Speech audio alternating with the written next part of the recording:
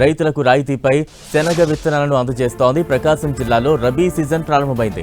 దీంతో 25% రాయితీపై 25,232 క్వింటాళ్ల శనగ విత్తనాలు అందుబాటులో ఉంచారు. రైతు సేవా కేంద్రాల్లో నమోదు చేసుకున్న రైతులకు ఈ విత్తనాలు అందించనున్నారు.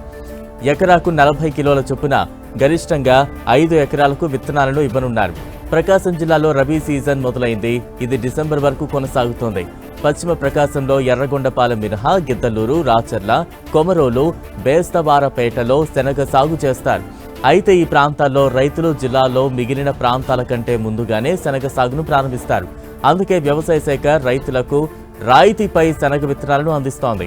అధికారులు ఆయా ప్రాంతాల్లో రైతుల వివరాల నమోదు ప్రక్రియను ప్రారంభించారు. రైతుల కోసం 25,232 క్వింటాళ్ల శనగ విత్తనాలను 25% రాయితీపై అందుబాటులో ఉంచారు. రైతు సేవా కేంద్రాల్లో పేర్లు నమోదు చేసుకున్న రైతులకు ఈ విత్తనాలు అందిస్తారు.